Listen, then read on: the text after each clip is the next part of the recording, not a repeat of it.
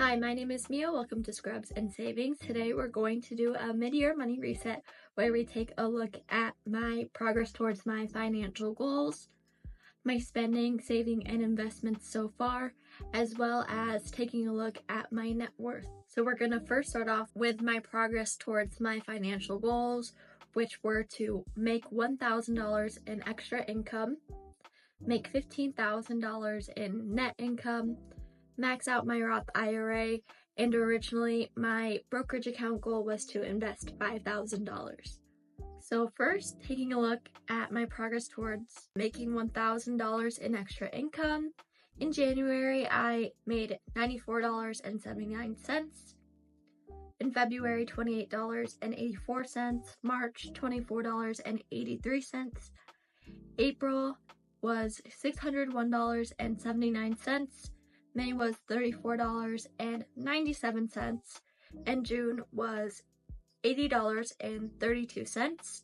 So I have made a total of $865.54 in extra income this year so far, which puts me at 86.55% of the way to my goal. So for making $15,000 in net income, I made $1,621.88 in January, $1,504.26 in February, $950.58 in March, $2,253.81 in April, $2,497.99 in May, and lastly, $2,607.08 in June. So in total, I have made $11,435.60 this year, which puts me at 76.24% of the way to my goal. For maxing out my Roth IRA, I contributed $7,000 in January, which helped me achieve my goal. The reason why I had so much cash to max out my contributions to my Roth IRA at the beginning of the year was because I was saving up a lot of money each month in 2022 and 2023 to purchase a new car by the time I graduated college. However, my family and I decided to buy the car that we were leasing for the past 3 years, and now we have a $5 loan on it, and now I'm only saving up to pay off that loan once I move out. So I had a lot of extra cash, which allowed me to max out my Roth IRA and also contribute a significant amount of money to my brokerage account. As you can see here, I contributed $2,938.72 in January, $500 in February and March, $1,050 in April, $1,501 in May, and $1,500 in June, for a total of $7,989.72, which puts me at 79.9% of the way to my goal. I'm really proud of the progress I've made towards these goals. At the beginning of the year when I made them, I didn't realize how much money I would make and how much I could contribute to all of these goals. I hope to make big stretch goals for next year where I really push myself and see how much I can make, save, and invest. Next, we will take a look at my spending. I did make a what I spent in 2022 and 2023 video this year. If you haven't watched that already, I will link it up here, but the categories I reviewed were eating out, coffee, gym, activities, entertainment, clothing, beauty, gifts, giving, travel, subscriptions, hobbies, and miscellaneous. So those are the broad budget category groups that we will be looking at for my spending this year. So for eating out, I have spent a total of $195.78 for an average of $32.63.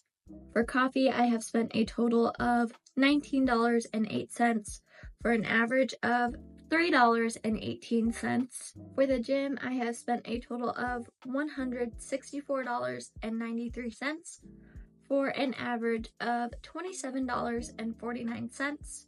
For activities, I have spent a total of $88.45 for an average of $14.74. For entertainment, I have spent $22.85 or an average of $3.81. For clothing, I have spent a total of $173.18, or an average of $28.86. For beauty, I have spent $169.62, for an average of $28.27. For gifts, I have spent $581.52, for an average of $96.92. For travel, I have spent $1,343.48, for an average of $223.91. For subscriptions, I have spent $100.28, for an average of $16.71. For giving, I have spent a total of $710.96, or an average of $118.49. For hobbies, I've spent $10, or an average of $1.67. And for miscellaneous, I have spent a total of $35.64, for an average of $5.94.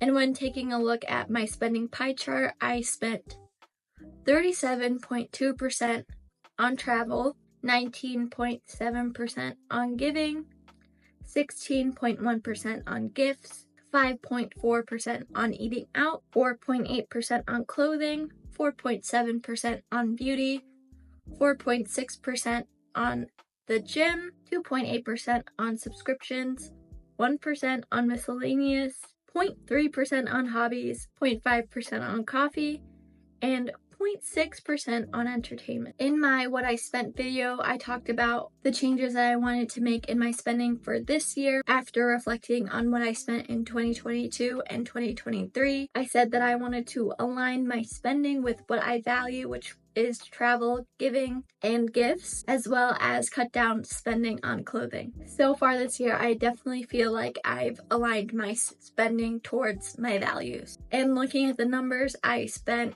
$2,635.96 on travel, gifts, and giving combined, which was 73% of my total spending. I'm also really happy with how little I have spent on clothing this year, and what I bought regarding clothing was pretty essential to modern life. For example, I bought a couple of undergarments, dress pants for an interview, and then one fun clothing item that I spent money on was a labor and delivery themed t-shirt that I could wear to work. Next, we will take a look at my split between my spending on needs, wants, and savings and investments. So if you never heard of the 50-30-20 budget rule before, it states that you should spend 50% of your gross income on needs, 30% on wants, and 20% on savings and investments. So for January, I spent $845.35 on wants. I saved $574.12.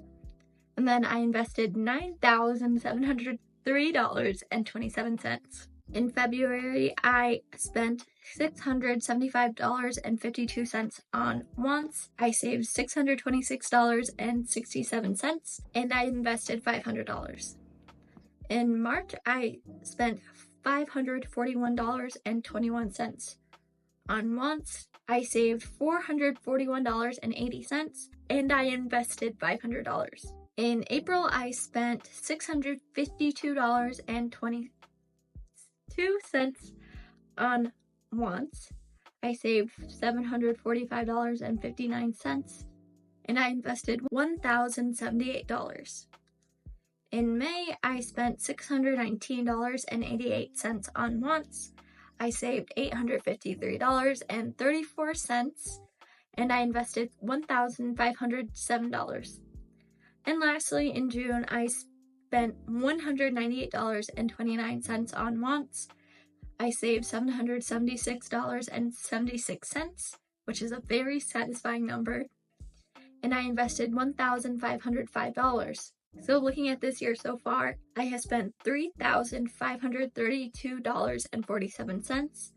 I have saved $4,018.28, and I have invested $14,793.27. I do feel pretty happy with how much I have balanced my savings and investments with my spending on wants, and I hope to continue striking that balance throughout the rest of the year. And lastly, we're going to take a look at my net worth.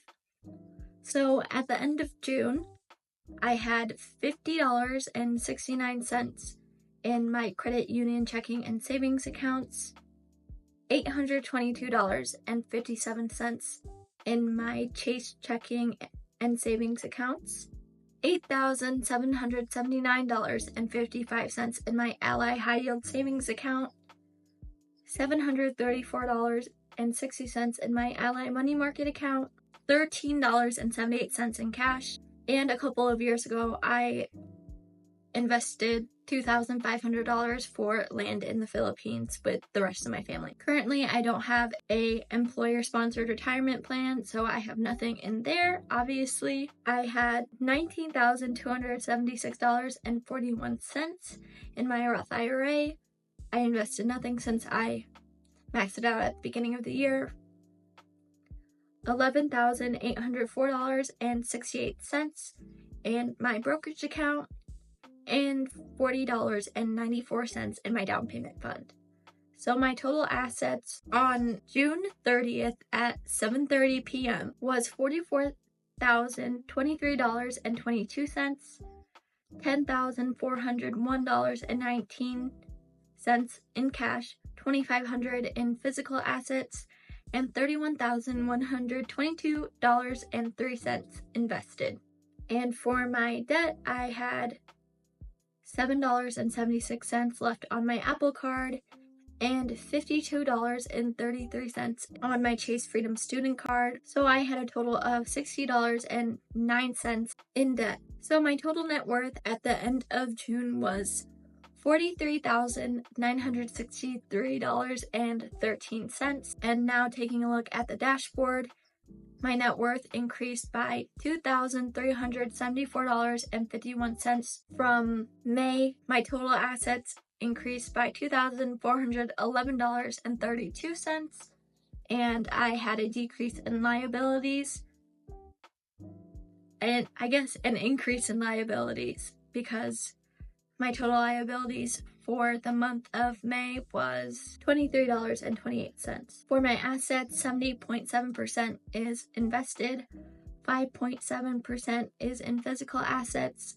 and 23.6% is in cash. 43.8% of my assets are in my Roth IRA, 26.8% is in my brokerage account, 0.1% is in my down payment fund, 5.7% is in my land in the Philippines, 1.7% in my Ally Money Market account, 19.9% in my Ally High Yield Savings account, 1.9% in my Chase checking and savings accounts, and this tiny sliver right here, $50.69 in my credit union checking and savings accounts. So for reference, my net worth was $31,672 on January 1st, 2024. And again, my total net worth as of June 30th, 2024 was $43,963.13, which was an increase of $12,291.23 in my net worth this year so far. Looking at the big picture of my finances and my financial progress this year, I'm feeling really good and proud of what I have accomplished this year so far. I've spent in alignment with my values and increased my net worth. Thank you for watching this video all the way through. If you did, if you enjoyed, please like and subscribe, and I hope to see you in the next one. Bye.